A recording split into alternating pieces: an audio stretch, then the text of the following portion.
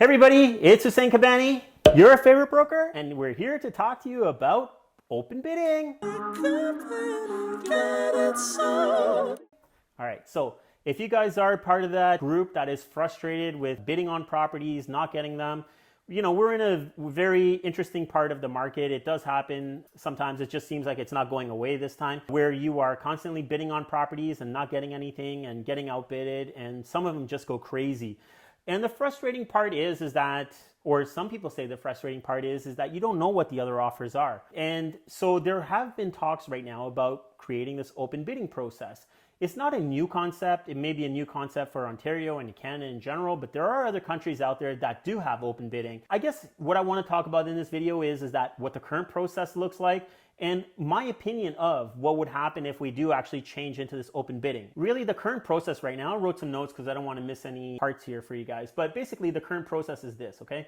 What would happen is that a listing agent would suggest that you list your property below market value, okay? So you list it below market value. They would set an offer presentation date, sometimes between the 5 and 7 days of being on the market. After that, what would happen is that there might be an opportunity for somebody to come in what we call a bully or a preemptive offer. That means that somebody could send in an offer prior to the offer presentation date, and the sellers may consider it. I mean, there's some specific things that people should do around this, but that's a video for another time. But it could happen. Right now, where the inventory is at a very low point, most people right now will not even take a preemptive offer because it probably wouldn't work in your favor because the inventory is too low. But just that's a side note here. But realistically, what happens is on that presentation date, you have the offers coming in. What is disclosed is the number of offers that are coming in. What's not disclosed is what the prices are. What ends up happening is that there's not a set way of doing this, okay? Every agent kind of has their own way of how they're going to handle offers. An agent and a seller could basically decide, hey, we're going to review all the offers, the best offer that we get, we're just going to take it and run with it. Or they might do a second round, third round, fourth round, it can keep going on. And the other thing we got to remember, guys, here also is it's not always about price, which is most of the offer, okay? It is about price, but it could also be about your closing date. It could be about your deposit. It could be about the conditions that are put in. And when you're getting into these multiple offers, more than likely you're not going to have conditions in it because your offer is not going to get accepted, okay? So usually no financing, no home inspection. You just got to roll the way that it is and hope that your offer works out. This is the current process more or less right now across the GTA and basically across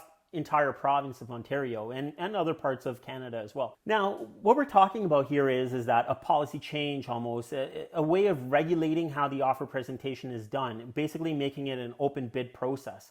Now, there are some concerns about this where people are saying, like, pro parts, what I'm hearing is that people are saying, oh, it'll control the housing pricing and, prices won't go up that crazy and whatever else like that. Personally, this is something I disagree with. Now, if we look at the Australian market, a lot of cities in Australia right now this year have seen increases about 20%. Our markets are up 20 to 30%. So is Australia's market. Australia's market for real estate, you're literally doing the auction for the property on the lawn. You have qualified buyers that are standing there and you're literally bidding on the lawn for this property. So that's really open bidding. But given that example over there, I really don't see much actually changing in terms of price here. The fundamental problem that we have over here right now is a supply and demand issue. It's not about the process, in my opinion. Being more so a listing agent, we do a lot of buys as well, but predominantly we're on the listing side of property. So we see these offers that are coming in. And maybe the public thinks that, hey, some of these offers are just coming in like crazy overvalued. There's been so many examples where we've got 10, 20, 30 offers. And there are a lot of these offers that are at the top range. They're very similar. They're like thousands of dollars apart, if even. Some of them are more or less identical. And there are other tiebreakers that go into it, like we talked about, like the closing date, the deposit, the conditions. There are other factors except price. So I really don't think that open bidding is going to change it. Is it going to be maybe a little bit more of a relaxed process where someone can actually see and they know what they're up against? Is it going to be more of a comfort level kind of thing? Possibly. But at the end of the day, these offers that we're receiving, they're pretty much all the same. That being said, there are people that if we receive 15 offers, someone's basically coming under asking, which is ridiculous. Some people are coming at asking price. Some people are coming a little bit over asking, but it's still not even market value for this property.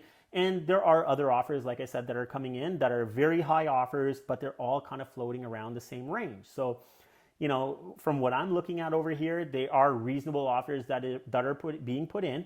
And I would say that they are being considered as fair market value, because whenever we're selling the property, even if we consider it to be a high price at that point, when a neighbor goes to sell, are they going to want less money for the property? No. So we're establishing market value at that time. And usually we have more than one offer that's actually offering us roughly that number anyway. So we are establishing market value, and the next sale is going to likely go higher than that. That's kind of a short spiel on open bidding. The government really hasn't enforced anything about it. There's a lot of chat out there about enforcing it, along with some other changes that the government is trying to put into place, which is basically, opening to like having a home inspection on the different mortgage disclosures that should be made, specific ways probably of how sold prices should be disclosed to buyers. There is a whole bunch of things that people are talking about. Nothing is firmed up yet. So we will do a follow-up video once some things do get announced, if they get announced, on how the process is going to look moving forward.